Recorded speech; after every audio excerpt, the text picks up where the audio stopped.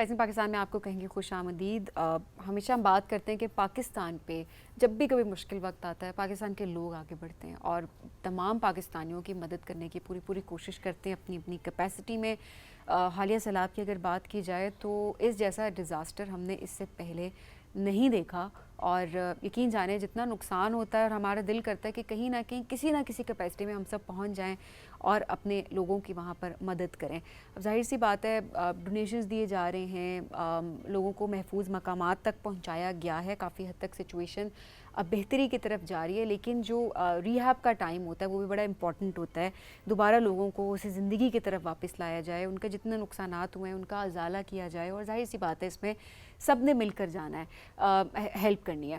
اچھا, اب اس طریقے سے اگر بات کریں تو پاکستان میں کافی فلاحی ادارے ہیں جو کہ اس حوالے سے بہت زبردست کام بھی کر رہے ہیں. ایبسلیوٹلی. آج ہم ایک اور ادارے کی بات کریں گے, that is Pakistan poverty alleviation fund. اس ادارے سے متعلق گفتگو کریں گے اور کس طرح سے وہ کمیونٹیز جہاں پہ آلریڈی اتنے مشکلات اتنے مسائل تھے اور بالخصوص قدرتی آفت کے بعد جس طرح سے وہاں پر زندگی کی ایک روشنی بڑی مدھم سی ہو گئی تھی, دوبارہ سے اس کمیونٹی کو قائم کرنا, دوبارہ سے اس میں ایک چہل پہل لے کر آنا, زندگی کی روشنی کو وہاں تک پہنچانا, جس طریقے سے پاکستان پاورٹی ایلیویشن فنڈ نے کام کیا, جس سے متعلق ہم گفتگو بھی کریں گے. کچھ سٹیٹس شیئر کر دیتا ہوں آپ سے میں.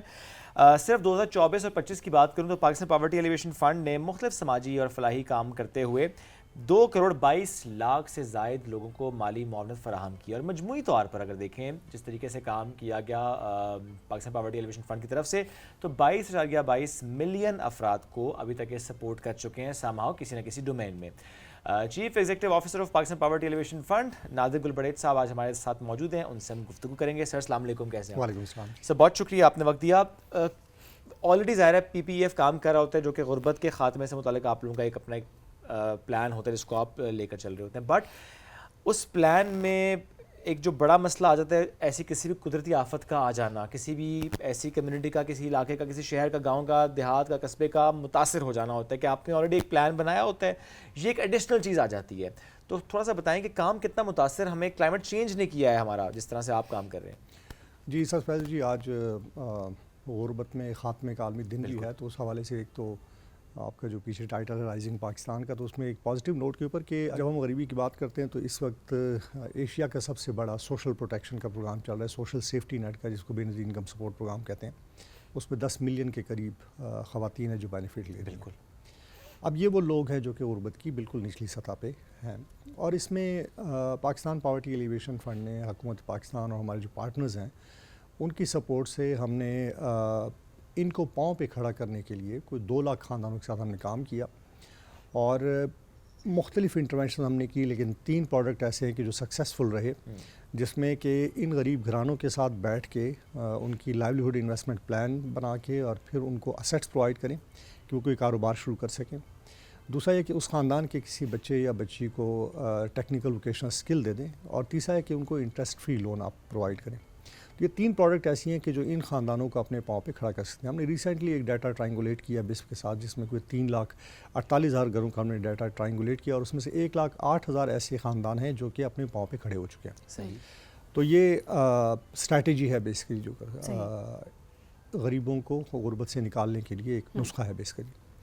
لیکن ایک جو چیلنج ہمارے سامنے وہ یہ ہے کہ آپ انکم پاورٹی ایڈریس کرتے ہیں کسی بھی خاندان کی, کہ وہ روزگار کمانا شروع کرتے ہیں, اپنے روزمرہ کی ضروریات پورے کرنے شروع کرتے ہیں, لیکن اگر گھر کے اندر ایک بیماری آ جائے یا ایک سیلاب, ایک ڈراؤٹ آ جائے, تو وہ زیرو سم گیم ہو جاتی ہے. وہ غربت کی دوبارہ نتیجہ, جیسے میں نے آپ کو بتایا کہ 2020 میں 18% تک آ گئی تھی غربت, لیکن پھر دوبارہ کووڈ کی وجہ سے, فلڈ کی وجہ سے دوبارہ 25% پہ آ گئی. صحیح.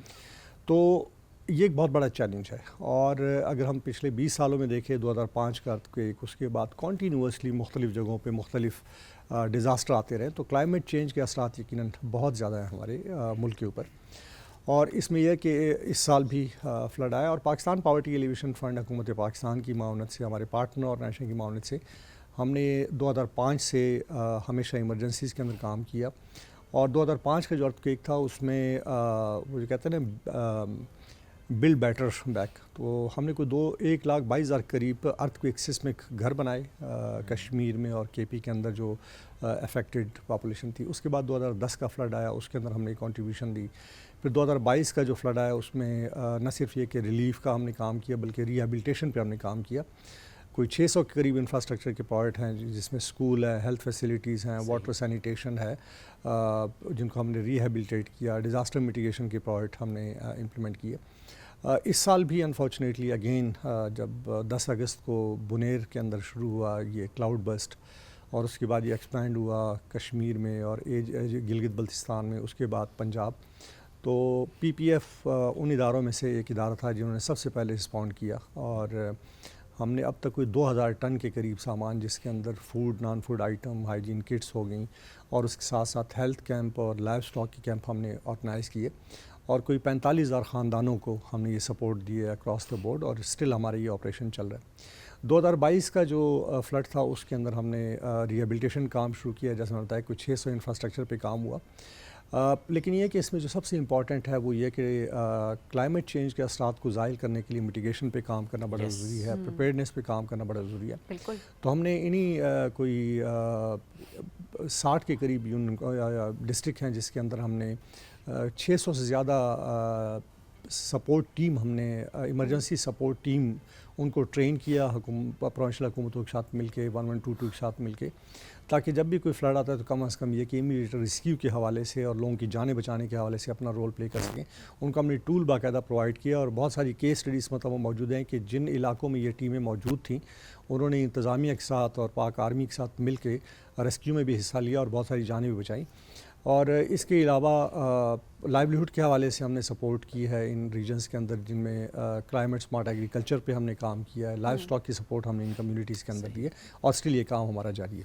صحیح, زبردست. اچھا سر, ابھی لوگوں کو اپنے پاؤں پہ کھڑا کرنا کتنا امپورٹنٹ ہے, اور اس حوالے سے آپ لوگ کہیں, بیکاز اس سے پہلے بھی مجھے بہت اچھی لگی یہ بات کہ ٹھیک ہے ہم مدد کر رہے ہیں, ہم ڈونیٹ کر رہے ہوتے ہیں, یہ بھی ایک بہت اچھی چیز ہے, لیکن وہ بھی ایک حد تک ہو سکتا ہے. غربت کا خاتمہ تو تبھی ہو سکتا ہے جب ہر کوئی اپنی روزی خود کمانے کے قابل ہو جائے. سو اس حوالے سے ابھی آپ لوگ کس کس کیپیسٹی میں کام کریں؟ میں حالیہ سیلاب کے پرسپیکٹیو سے بات کر رہی ہوں کہ اب آپ لوگوں کا آگے کا پلان کیا ہے؟ دیکھیے ہمارے جو کام جتنے بھی ایریاز ہیں آلموسٹ تمام پاکستان کے اندر ہم نے کام کیا ہے. اس وقت جو ورسٹ ہٹ ایریاز ہیں کے پی, جی بی, اے جے کے اور پنجاب, اس کے اندر ہمارے جو پہلے سے ریگولر ڈیولپمنٹ کام چل رہے تھے وہ اسٹل کنٹینیوڈ ہیں. اس میں یہ کہ جو لوگوں کو پاؤں پہ کھڑا کرنے کے حوالے سے ایگریکلچر لائف سٹاک کے اندر ہماری انویسٹمنٹ ہوتی ہیں. اس کے ساتھ ساتھ انٹرسٹ فری لون جو ہے, یہ prime minister interest free loan ہے جو کہ ہم امپلیمنٹ کر رہے ہیں, اور ان میں یہ ہے کہ لوگوں کو بغیر بلا سود قرضے دے کے تاکہ وہ اپنا کاروبار کر سکیں, اپنے کاروبار کو وسعت دے سکیں. تو یہ کام ہمارا جاری ہے. دوسرا یہ کہ ہم اس وقت سمجھتے ہیں کہ پاکستان ایک نوجوان ملک ہے. ہمارے 65% آبادی جو ہے 25 سال سے کم عمر کے نوجوان اور بچوں کی ہے. تو اس کے لیے کہ ان کے لیے روزگار کے مواقع فراہم کرنا بڑا امپورٹنٹ ہے. تو ایک طرف ہم انٹرسٹ فری لون پہ کام کر رہے ہیں, اس کے ساتھ ساتھ ہم اسمال میڈیم انٹرپرائزز کو اسٹرینتھن کر رہے ہیں. سندھ اور بلوچستان کے اندر ہم کوئی 22 اضلاع میں کام کر رہے ہیں جس میں 7 نیچرل ریسورسز ہیں, جس کے اندر مینگو ہے, بنانا ہے, اولیو ہے, ڈیٹس ہیں, ڈیری پروڈکٹ ہیں, انین ہے. 7 پروڈکٹ ہیں جس کے اراؤنڈ ہم نے کوئی انٹرنیشنل اداروں کے ساتھ مل کے ان کو ٹریننگ دی ہے. ٹریننگ فائنینشیل لٹریسی کے اندر ویلیو چین کیسے ڈیولپ کرتے ہیں, فارمل اکانومی میں کیسے آ سکتے ہیں تاکہ جو حکومت کی مختلف اسکیمیں ہوتی ہیں لون کی, اس سے وہ استفادہ حاصل کر سکیں. اس کے ساتھ ساتھ ہم نے 5 لاکھ 25 لاکھ اور 3 کروڑ کی گرانٹس بھی دی ہیں کہ تاکہ وہ اپنے کولڈ چین کو مینٹین کر سکیں اور جو پروڈکٹ ہیں اس کو ایکسپورٹ کر سکیں. اور مجھے بڑی خوشی ہے کہ پچھلے 4 سال کی جو ہماری ایفرٹ تھیں اس میں کوئی 47,000 کے قریب امپلائمنٹ اپارچونیٹیز کریٹ ہوئی ہیں. کیونکہ جب آپ ایک ایس ایم ای کو آپ سپورٹ کرتے ہیں, اپنے کاروبار کو وسعت دیتا ہے, تو 5-10 سے لے کے 70-80-100 تک کے لوگوں کو وہ روزگار دیتا ہے. تو میں سمجھتا ہوں کہ ہمارے ملک کے اندر اسمال میڈیم انٹرپرائز کو اسٹرینتھن کرنا بڑا امپورٹنٹ ہے, اور اس کے ساتھ ساتھ فائنینشیل سروسز بڑی امپورٹنٹ ہے. حکومت پاکستان کا اس وقت بھی prime minister interest free loan مختلف بینکوں کے ذریعے چل رہا ہے, لیکن اس میں ایشو یہ ہوتا ہے کہ بہت سارے ایریا جیسے بلوچستان ہے, خیبر پختونخوا کچھ علاقے ہیں, ساؤدرن پنجاب ہے, بینکوں کی پریزنس کم ہوتی ہے. تو اس میں ہم یہ کوشش کریں کہ ہم بینکوں کو گاؤں کی سطح پہ لے کے جائیں, گاؤں کے لوگوں کو بینکوں تک لنک کریں. تو $3.5 ملین ہم نے لوگوں کو لنک کر کے ان بینکوں سے لون ان کو دلوایا تاکہ اپنے کاروبار کو وسعت دے سکیں. اسی طرح آپ دیکھ رہے ہیں کہ ہمارا امپورٹ ایکسپورٹ کا بیلنس ہمیشہ ایک پرابلم رہتا ہے. تو ہماری کوشش ہے کہ ہماری جو پروڈکٹس ہیں ان میں ویلیو چین ایڈ کر کے انٹرنیشنل سٹینڈرڈ کے اوپر تاکہ اس کی ایکسپورٹ کو ہم انہانس کر سکیں. پچھلے 3 سالوں میں حکومت پاکستان نے کراچی میں فوڈ فیسٹیول ارینج کیے جس میں ہم نے اسی پروگرام کے تحت جو ہمارے میڈیم اسمال انٹرپرائزز تھے ان کو ہم نے وہاں پہ انوائٹ کیا اور ان کے مختلف ممالک ساتھ لنک ہوئے اور مور دین $25 ملین کے ان کو آرڈر بھی ملے مختلف ملکوں سے. تو میں سمجھتا ہوں کہ چاہے جو فلڈ افیکٹڈ پاپولیشن ہے یا جو غریب لوگ ہیں ان کے لیے یہی اسٹریٹجی ہے لائیولیہوڈ کی کہ آپ ان کو روزگار کے مواقع پیدا کرنے کے لیے ان کو اسکل امپارٹ کریں, ان کو فائنینشیل سروسز پرووائڈ کریں, اسمال میڈیم انٹرپرائزز کو آپ اسٹرینتھن کریں.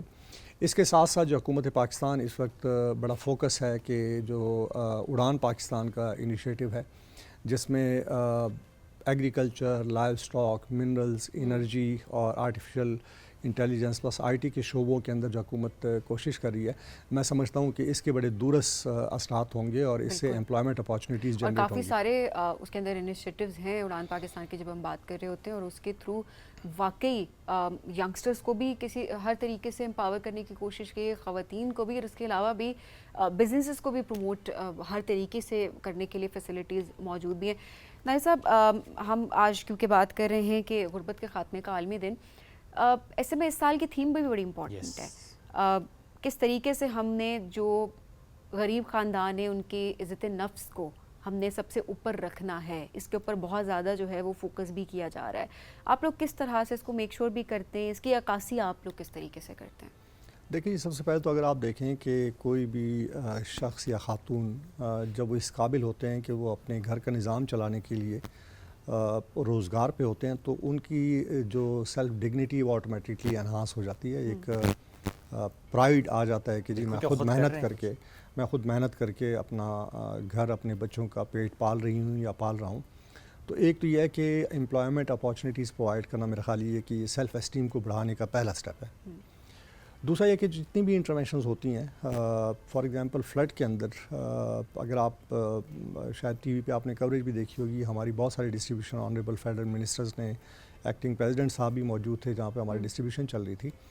UN کے اسفیئر اسٹینڈرڈز ہوتے ہیں کہ آپ نے کسی بھی ایمرجنسی میں اگر کام کرنا ہے تو اس میں آپ نے کیا کیا اسٹیپ لینے ہیں.